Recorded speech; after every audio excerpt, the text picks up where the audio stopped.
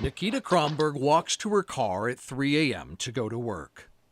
A stalker with binoculars watches. She sat outside our home in the middle of the night. Nikita and husband Stephen were fostering a little boy. 6-year-old Eli Hart had an infectious laugh and gap-toothed smile. Just so energetic and happy and joyful. Eli lived with them for 11 months after police found him naked, standing in a home amidst garbage and decaying food. His mother, Julissa Thaler, had a history of severe drug abuse, delusions, and mental illness. She now sat in a car watching the boy's foster home. Nikita tried to confront her. The car sped away. You know, she's presenting very unstable behavior. You tried to warn people? CPS warned them many times. Julissa was scheduled to have Eli move home with her on a trial basis 2 days later. Instead of being alarmed, records show Dakota County Child Protection, CPS, made the decision to have Eli move back with his mom 2 days early.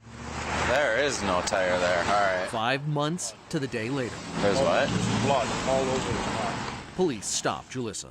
Her car shattered. I have a broken windshield and I'm missing a tire because some kids were shooting at my car. I had some. What looks like blood in there? It's not blood, it's deer meat. I had a big bag of, there's a farm around here that does deer meat and hamburgers. So. Shotgun shells all over the side. Yeah.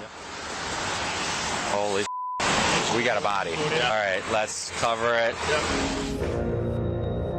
KARE 11 investigates the Eli Files. We have a little bit of Eli here.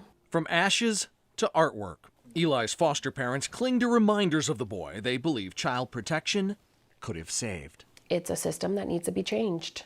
KARE 11 obtained hundreds of never-before-seen CPS emails and texts, along with videos and case reports that reveal not a few, but a myriad of failures to protect Eli. This is one of the most shocking failures of child protection that I've seen. D. Wilson has worked nearly 50 years in child welfare. Usually, he cautions against the temptation of applying 20/20 hindsight.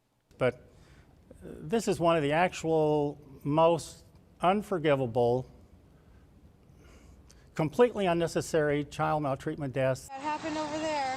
For years, Julissa made what she herself admitted were false abuse claims against Eli's father, Tori, and used them to seek protection orders so Tori could not have contact with Eli. When Julissa had a severe mental break, Dakota County Child Protection, not yet knowing if Dad was safe, let's see those muscles, placed Eli with Nikita and Stephen, Julissa's cousin. Eli was with family. He was loved. During the 11 months Eli lived with Nikita and Stephen, records reveal Julissa missed and tampered with drug tests, was arrested for stealing needles and pain meds, stopped going to therapy, and was so disruptive got kicked out of drug testing. Supervised visits with Eli went poorly. In one, on October 27th, Julissa dug her fingernails into a social worker's hand and threw garbage on her. Despite concerns, Beth Daner, the child protection worker in charge of the case, granted Julissa unsupervised visits. bye. When he would come back from Julissa's, his hair would be matted. His hair would be really greasy, so she wasn't bathing him or brushing his hair. His clothes would stink. It was terrible. In contrast, Eli's dad, Tori, also began getting visits. When with him, CPS found the boy was happy and well cared for. Tori filed in court for custody. But under Minnesota law, the dad's family court custody case had to be paused until the mom's child protection court case was over. Dakota Child Protection could have filed for a transfer of custody to give Eli to his dad, but despite all the red flags, decided to give Julissa more chances. There wasn't a single green flag or yellow flag that Julissa had given. They were all red flags. The very first day the boy went back to his mom, CPS was warned in an email from Eli's school how teachers are all addressing large concerns, flagging Julissa's speed and reckless driving in the school parking lot. Over the next 5 months, records reveal Eli's caseworkers took Julissa off drug testing, did not confirm she was going to required parent counseling, And when a teacher reported Eli said his mom hurt him, did not even investigate. Are any of those decisions acceptable? No.